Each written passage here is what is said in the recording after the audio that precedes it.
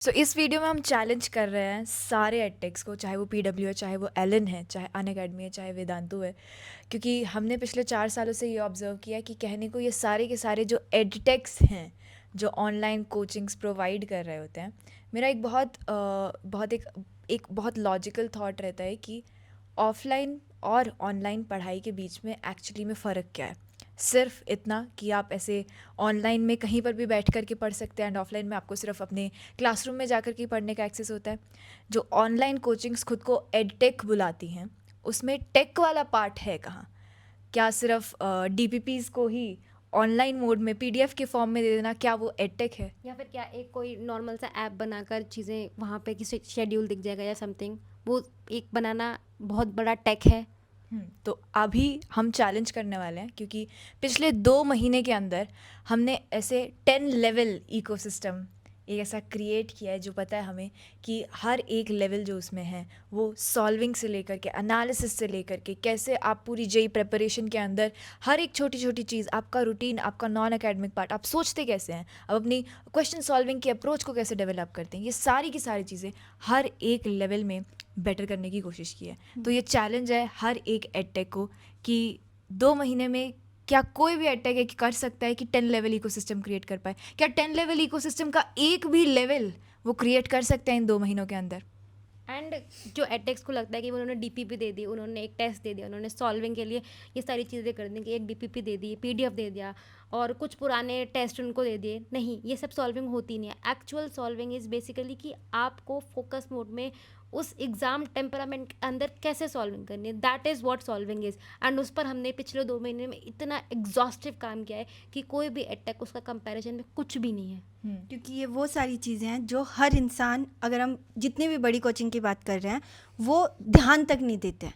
वो सिर्फ तुम्हें क्वेश्चंस दे देंगे कि तुम्हें प्रैक्टिस करनी है, वो नहीं देखेंगे कि तुम कितनी, कैसे और कब कब प्रैक्टिस कर रहे हो। तो हमने ये ऑब्जर्व किया कि एक्चुअली में एडटेक्स में या ऑनलाइन कोचिंग में सॉल्विंग में तो एवोल्यूशन हुआ ही नहीं है, चीज़ें बेटर करने की कोशिश की ही नहीं गई है, राइट। एंड सॉल्विंग से जो रिलेट होता हुआ एक जो दूसरा एलिमेंट आता है, ये तो पूरा टेस्टिंग वाला पार्ट हो गया, राइट। पेपर के पास आकर के हम वो टाइम सॉल्विंग और ये सारी चीज़ें करने की कोशिश कर रहे होते हैं, पर ये सॉल्विंग के साथ जो एक दूसरा एलिमेंट रिलेट होता है वो होता है एनालिसिस वाला पार्ट, मॉक टेस्ट वाला पार्ट। एंड इसमें दो पैरामीटर्स सबसे ज़रूरी होते हैं। और बेसिकली कोचिंग के टेस्ट में बहुत बड़ा फ्लॉ ये है कि कोचिंग आपको टेस्ट दे देती है, आप उसको अटेम्प्ट कर लेते हो एंड आप सोचते हो कि ये तो मैंने बहुत ही अच्छा काम किया कि मैंने 3 घंटे बैठ के एक टेस्ट दे दिया समथिंग। एंड कोचिंग को लगता है कि उन्होंने बहुत अच्छा काम किया कि आपको 300 में से कितने मार्क्स मिले हैं, कितने सही हैं, कितने गलत है, ये बताकर। और ये बहुत ही बड़ा फ्लॉ है कोचिंग सिस्टम का कि वो ये इसको एनालिसिस बोलते हैं कि हाँ, ये एनालिसिस है कि आपको 300 में से कितने मार्क्स मिल रहे हैं, कौन सा क्वेश्चन सही है, कौन सा क्वेश्चन गलत है। एग्जैक्टली। और वो क्या करते हैं, वो आपको लीडर बोर्ड दे देते हैं कंपैरिजन करने के लिए कि टॉपर के इतने मार्क्स आ रहे हैं, तुम्हारे इतने आ रहे हैं। कोई रीज़न नहीं बताता कि तुम्हारे उतने क्यों आ रहे हैं। एंड इसमें 2 चीज़ें आती हैं। एक तो आपकी तरफ से कि सिस्टम को इतना इवॉल्व करने की कोशिश ही नहीं की गई है कि आप कुछ मैल प्रैक्टिस कर रहे हैं, आप डिस्ट्रैक्ट होकर के टेस्ट दे रहे हैं, क्या आप पता लगा पा रही है कोचिंग, क्या एडटेक पता लगा पा रहा है? एंड दूसरा आपके पर्सपेक्टिव से कि अगर आपने बैठ कर के टेस्ट दिया है तो क्या वो टेस्ट या वो पूरा सिस्टम ये बताने के काबिल है कि आपने एग्जैक्टली क्या क्या चीज़ें की हैं, आप गलतियां कहाँ पर करते हैं। आप ये पूरा का पूरा आपका ये वाला सेक्शन इतना अच्छा, इतना स्ट्रॉन्ग है, लेकिन इस टेस्ट में आकर के आप क्यों नहीं अटेम्प्ट कर पा रहे हैं? ऐसे किसी भी चीज़ पर बेसिकली अगर आपको कोई फॉर्मूला नहीं आता एग्जाम के बीच में, आपने स्क्रॉल करके दूसरे टैब पे जाकर देख लिया कि हाँ ये फॉर्मूला होता है, फिर आपने अटेम्प्ट किया, तो वो 4 नंबर आप तो आपके नहीं है ना। आपको एक्चुअल एग्जाम में तो वो स्क्रीन शिफ्ट करने का ऑप्शन नहीं मिलेगा ना। तो ये कोई अटैक क्यों नहीं बता पा रहा है कि आपने स्क्रीन शिफ्ट करी, वो क्यों नहीं सोच रहा है इस बात पर। बिल्कुल। तो सॉल्विंग में जो फुल्ली प्रेजेंट ना होने की जो ये सारी चीज़ें होती हैं कि जो हम हमेशा से सॉल्विंग में एवोल्यूशन इसलिए नहीं हो पा रहा है क्योंकि एडटेक एक्चुअली में सोच ही नहीं रहा है कि स्टूडेंट के पर्सपेक्टिव में स्टूडेंट एग्जैक्टली क्या चीज़ें कर रहा है। वो ऑफलाइन से ऑनलाइन शिफ्ट हो गए, उन्होंने मॉडर्नाइज कर ली चीज़ों को, पर मॉडर्नाइज करने के बाद जो नई प्रॉब्लम्स आ रही हैं, जो नए एक्चुअली में जो ये चेंज की वजह से जो एक्चुअली में जो नए फैक्टर्स आए हैं उन पर वो आगे काम नहीं कर रहे हैं, वो रुक गए हैं कि हमने मॉडर्नाइज कर लिया। बट मॉडर्नाइज करने के बाद उसके बाद क्या, उसके बाद एवोल्यूशन नहीं करना है, उसके बाद चीज़ें अडेप्ट नहीं करनी है, उसके बाद जो स्टूडेंट्स को प्रॉब्लम आ रही है उन पर कोई काम नहीं करना है। जो प्रॉब्लम सॉल्विंग वाला पार्ट आता है, ओवरऑल पेपर मैनेजमेंट वाला पार्ट आता है, एक्यूरेसी, स्पीड, ये सारी चीज़ें आती हैं, मिस्टेक्स आइडेंटिफिकेशन वाला पार्ट आता है, सिलेबस की कवरेज कर रहे हैं। पर आप में से काफ़ी सारे लोग जो सिंसियरली जो कोशिश कर रहे हैं जेई की तैयारी करने की, आपकी ज़ुबान पर से एक सेंटेंस हमेशा निकलता है कि हम पढ़ाई तो कर रहे हैं पर मार्क्स नहीं आ रहे हैं, राइट? तो ये सारे फैक्टर्स,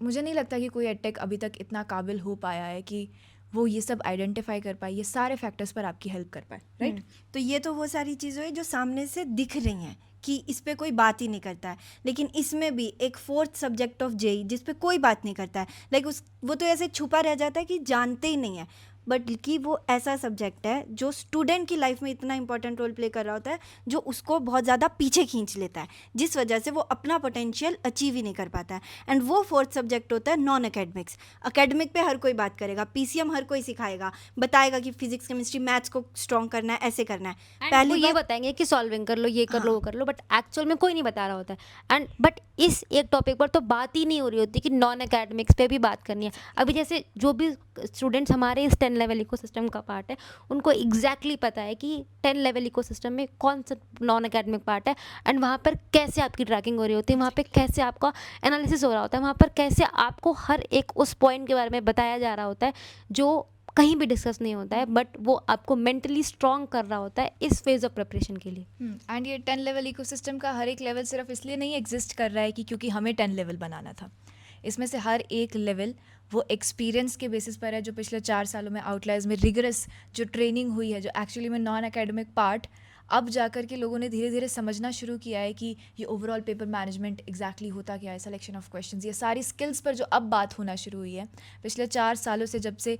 आउटलायर्स एग्जैक्टली स्टार्ट हुआ, ये इन्हीं सारी चीज़ों पर डिस्कशंस करते करते जो हमने चीज़ें सीखी हैं, जो चीज़ें सिखाई हैं, खुद अपनी जेई प्रिपरेशन में अप्लाई की हैं, अब जा कर के इतने सारे लोगों की लाइफ्स में वो जो चेंज लाया है आउटलायर्स प्रोग्राम ने, उसको एक बड़े स्केल पर उसकी जो लर्निंग्स इतनी छोटी छोटी, जो हम डिस्कस भी कर रहे थे कि हर एक बटन का जो पर्पज़ होता है, जो लेवल में एक एक छोटा छोटा एलिमेंट है ना, हर चीज़ के पीछे कोई ना कोई पर्पज़ है कि वो एग्जैक्टली एग्जिस्ट क्यों कर रहा है। एंड वो अगर आपको ऐसा दिख रहा है तो उसके पीछे भी एक रीज़न है कि वो आपको ऐसा दिखे ताकि आप प्रॉपरली मोटिवेटेड या प्रॉपरली उस चीज़ को समझ पाओ कि आपने यहाँ पे गलती करी, या फिर अगर वहाँ पे भी कलर स्कीम भी है ना कि अगर कोई चीज़ येलो है, कोई चीज़ ग्रीन है, तो प्रॉपरली वो चीज़ दिखा रही है कि अगर येलो है तो आप उस पर और इम्प्रूवमेंट कर सकते हो, अगर ग्रीन है तो ये चीज़ आपकी अच्छी है बट इसको और वो करो, रिफाइन कर सकते हो। और इसमें सारे एलिमेंट्स, कुछ एलिमेंट्स आपको शॉक कर देंगे क्योंकि आपको भी नहीं पता ये चीज़ें भी जेई में इंपॉर्टेंट होती है, क्योंकि कोई ध्यान नहीं दिलवाता है, कोई बताता नहीं है, इस वजह से आपको पता नहीं होता, बस आपको ये दिख रहा होता है कि मेरे मार्क्स नहीं आ रहे, वो क्यों जो है वो यहीं छुपा हुआ मिलता है। हाँ, और इसके अलावा भी एक बहुत बड़ा डायमेंशन है जो अभी तक अनएक्सप्लोर्ड है, दैट इज़ पीवाईक्यूज़ पे सब लोग बात कर रहे होते हैं कि हाँ पीवाईक्यूज़ इज़ लाइक कि हाँ आपकी बैकबोन ऑफ जेई है, बट एक्चुअली पीवाईक्यूज़ को कैसे करना है, कि पीवाईक्यूज़ से एक्चुअल जो वो है ना इम्प्रूवमेंट, आप एग्ज़ाम में कैसे जाकर जो आपके एग्ज़ाम्स में